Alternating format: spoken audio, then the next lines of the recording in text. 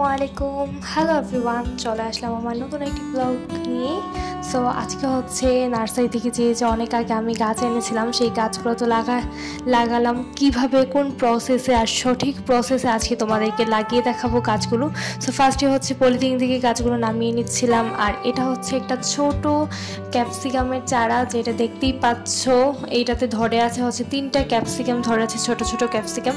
আর এটা হচ্ছে একটা নয়নতারা ফুল গাছ। আর এইটাও দেখতে পাচ্ছ ফুল ফুটে আছে, যেহেতু নার্সারি থেকে এনেছি। আর সেই ভিডিওটা যদি তোমরা দেখতে চাও কোন নার্সারি থেকে আনলাম বা কিভাবে দেখে শুনে আনলাম, সেটা হচ্ছে আমার ব্লগে দেওয়া আছে। অবশ্যই তোমরা আমার ইউটিউব চ্যানেলে যে আমার সেই ব্লগটা দেখে নিবে। সো প্রথমে হচ্ছে গাছ থেকে হচ্ছে যেটাতে লাগানো ছিল সেটা খুলে নিয়ে ভালোভাবে গোবর পরিমাণ মতো আমি এখানে দিয়েছি, দিয়ে হচ্ছে এখানে মিশিয়ে নিচে তারপরে হচ্ছে যেই মাটিটার সাথে ছিল সেটা দিয়ে দিলাম। দেন হচ্ছে উপর দিক দিয়ে গোবর আর মাটি সহ মেশানো ভালো একটা মাটি নিতে হবে।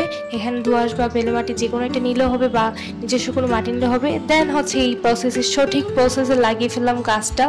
আর এইবার হচ্ছে ক্যাপসিকাম গাছটা লাগাবো সেম প্রসেসে, খুলে এটাকে ভালোভাবে শিকড় জন্য না ছিঁড়ে সেই দিকে নোটিস রাখতে হবে।